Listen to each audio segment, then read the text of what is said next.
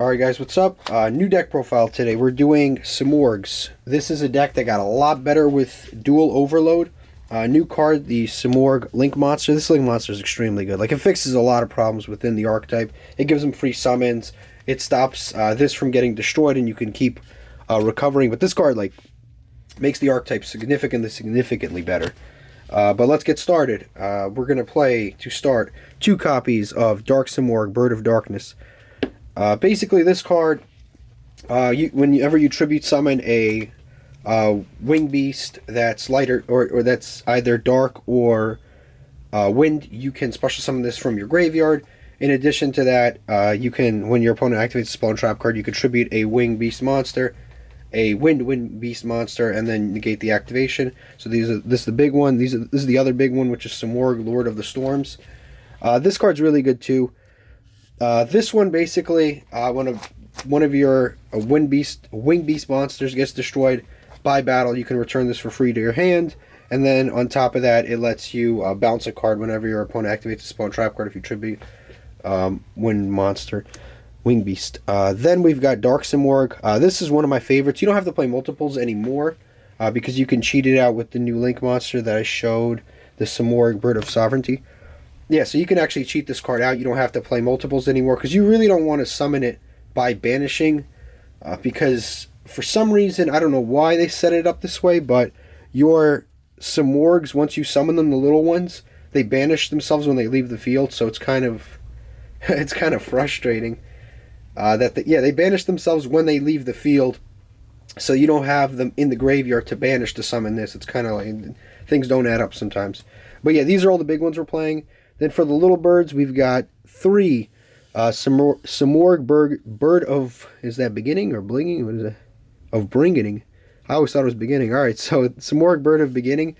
So all of the little birds. There's 3 little birds that we're playing.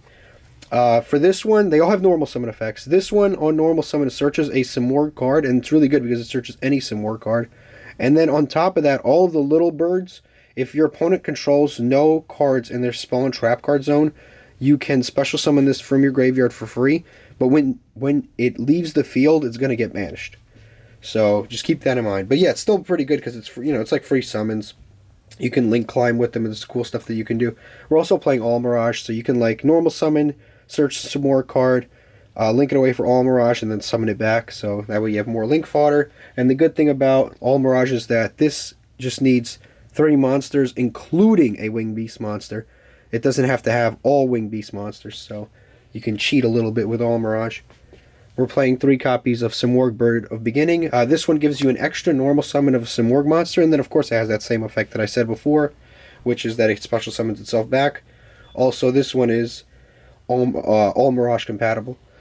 Play 3 copies of Simorgh Bird of Calamity. This one on normal summon lets you send a Simorgh to the graveyard, and basically you're going to send one of these other guys to the graveyard, and then you can basically link climb. It's really all 3. These are the 3 good ones. The other one that you can play, I don't play. I'm pulling it out from a different stack, but it's the Bird of Protection.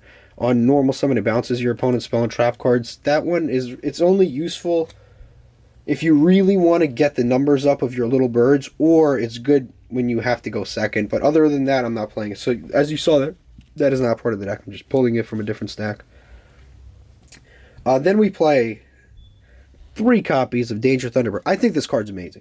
This card is like, it's almost like it was made for the deck. It's dark. It's a wing beast, meaning it's searchable with various different things. On top of that, it gets you a special summon of a very large bird.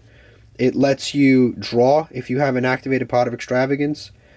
And on top of that, if they do select this card, you pop their back row, which is really good because if they have back row, it's very difficult for you to play.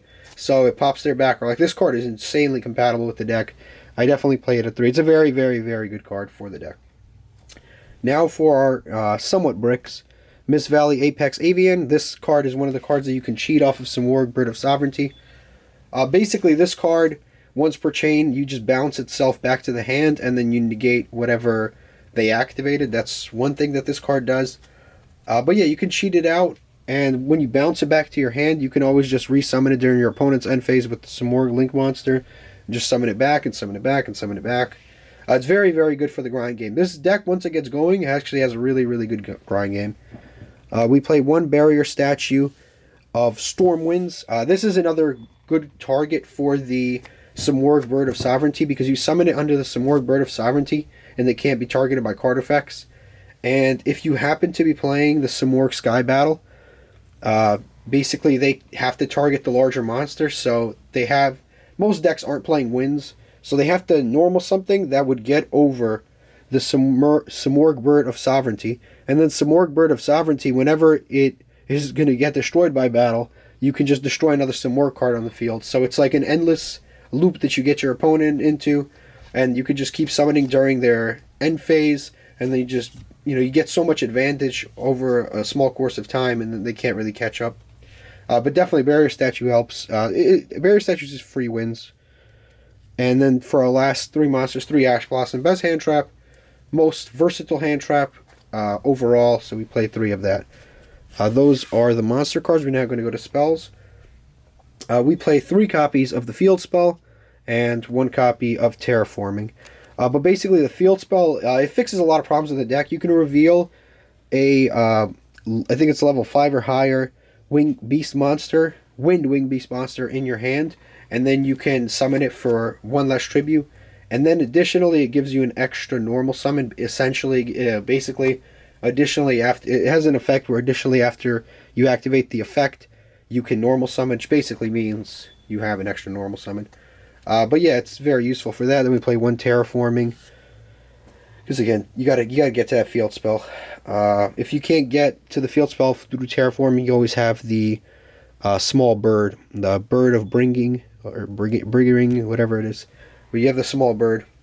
And next we've got some more Onslaught, another very good card. You discard a Wing Beast, and then you search a Wing Beast, 2 Wing Beasts with 2 different attributes. It's almost like a Melody of Awakening Dragons, but for this archetype. It's very good.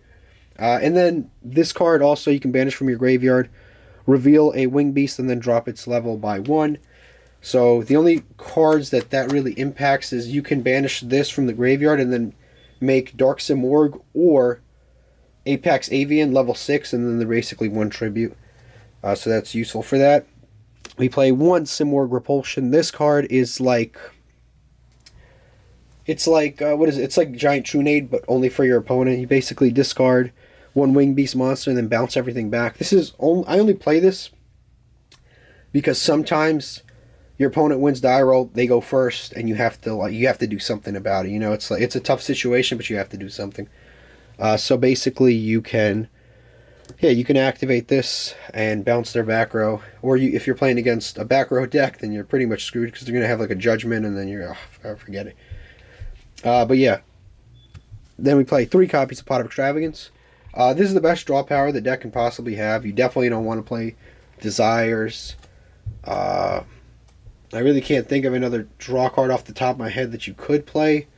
I think this one just fits the deck a little too well. I know it's a lot, but it's getting reprinted, and as we all know, we're not playing like at competitive events for a long time, or even at locals for a long time. So by the time we get back to locals, this will probably have a reprint. 3 Call by the Grave, because you don't want to lose to hand traps, and hand traps will destroy this deck. It really does, because you do not want one of your little birds getting hand trapped. You're screwed if they do. 3 copies of one of the most broken cards I've ever read, Harpies Featherstorm. Like, top to bottom, this is one of the craziest effects, and one of the effects you can't even resolve. But basically, this card, if you control a Wing Beast monster, you can, until the end phase of the turn you activated the card, you can negate the effects of any monster effects that your opponent activates. So that is just an insane effect, because if you already have something like the barrier statue on the field, and then you just, as soon as standby phase, activate this, you just completely screwed them. Because now they can't activate dangers, they can't activate anything. Like, they're not going to be able to out anything, because this actually doesn't stop stuff from activating on the field. It actually stops stuff from activating in the hand, in the graveyard, in the banish pile, like on the field, everywhere. Like, it just stops your opponent from activating monster effects as long as you control a Winged Beast monster. So that's number 1. Number 2, if you have a Harpy monster on your side of the field, you can activate this card from the hand. Meaning, what you can do is you can link climb. Like, before you go into Simorgh, Bird of Sovereignty, you can actually link climb by going into Harpy Conductor first. So you get 2 wind monsters on field, go into Harpy Conductor, activate Harpy's Featherstorm, and now your opponent can't Nibiru you, because you negated all of their activated monster effects for the rest of the turn, so they can't activate Nibiru. And you just play around Nibiru in the most goofy fashion ever, because this card can be activated from the hand. And the last effect, you legally cannot resolve, because when this card is destroyed, you can add a Harpies Feather Duster from your deck to your hand, but it's banned. And Harpies Feather Duster would be such an amazing card in this deck, because it's so frustrating going second if your opponent has back row. It would be so nice to have access to Harpies Feather Duster, especially with it being searchable. That would just be amazing. Yeah, I wish Harpies Feather Duster would come back just for this deck. I mean, it really would make the deck a lot more enjoyable to play. But still, really, really good card. Definitely a 3-up. Then we play Simorgh Sky Battle. This card, comboed, like I said, with the Barrier statue is extremely good, because your opponent, it basically forces your opponent to attack the highest monster, and even if they are able to get over it, you just destroy another Simorgh card, and then in the end, you keep both your Simorgh Link monster and you keep your Barrier statue, and your opponent just isn't able to play. And now for the last 3 cards, we play 3 copies of Anti-Spell Fragrance. This card, if you go first, you set it. It just makes it that much more difficult. Your opponent can't activate like stuff like Lightning Storm and all of that to try to. Yeah, they can't activate Lightning Storm. If they do have Lightning Storm, they have to set it. Now they control cards, so they can't activate it. Like, it puts them in a stupid situation. They can't activate Twin Twisters. That's what's all. Well, they can activate Twin Twisters in response to this card, but they can't they can't activate a lot of their starters to get over some of the locks that you can create in this deck. But yeah, really, really, really good card, and especially for this deck. Now we go to the extra deck. We play 3 copies of the new Simorgh monster. The reason we're playing 3 is because obviously we're playing Pot of Extravagance. Normally you wouldn't have to. If you're not playing Pot of Extravagance, you play 1, you can play 2. It doesn't matter. But yeah, this card's great. Like I said, it summons a monster for free. It gives you protection to that monster, gives you protection to this monster. If this monster is going to be destroyed by battle, you can just destroy any other Simorgh card. Like, this card does a lot for the extra deck. I mean, for your deck. And it lets you summon Mist Valley Apex Avians over and over, and all the other stuff. But yeah, definitely a good card. One of the Doom Eagle. This is just one of those other cards. It comes up sometimes, not always, but there are situations where this card's very useful. 2 Harpy Conductors. This is basically, just any 2 wind monsters, so it's easy to summon. It's an easy link monster to make in wind-based decks, particularly this deck. But like I showed you before, that combo where you can activate Harpy's Featherstorm from the hand. If you keep this on your board, you can activate it from the hand, and that's actually mildly useful. It's because you don't have to set cards. It helps the deck synergy. It's actually really good for that. But yeah, you mostly just use it for the Harpy name, but it can also help for link climbing. We play 2 High Speed Roid Rubber Band Shooter. So if you go into this, you basically lock yourselves out of any other extra deck monsters for the rest of the turn. But if you have an awkward hand, you can summon this using 2 winds, and then you can get an additional normal summon of a wind monster, which is pretty useful. We've got the Almirage. Almirage is incredibly useful, like I said, with the little birds, because you can put them in grave, and when you put them in grave, you can special summon the back, and then you can cheat to get into the big bird a little easier. And then we play just a few utility monsters to round it up. We got a Cerberus, a Phoenix, a Borlo Dragon, just in case they summon something really big we can't get over, and a Borlsword Dragon.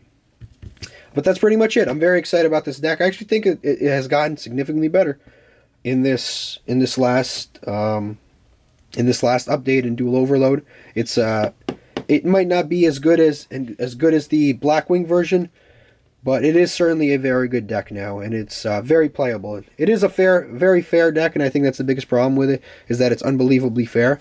But it is a very fun deck to play, and I think it's worth testing, and it has an incredible grind game. So I guess, yeah, get out and try it. Thank you for watching.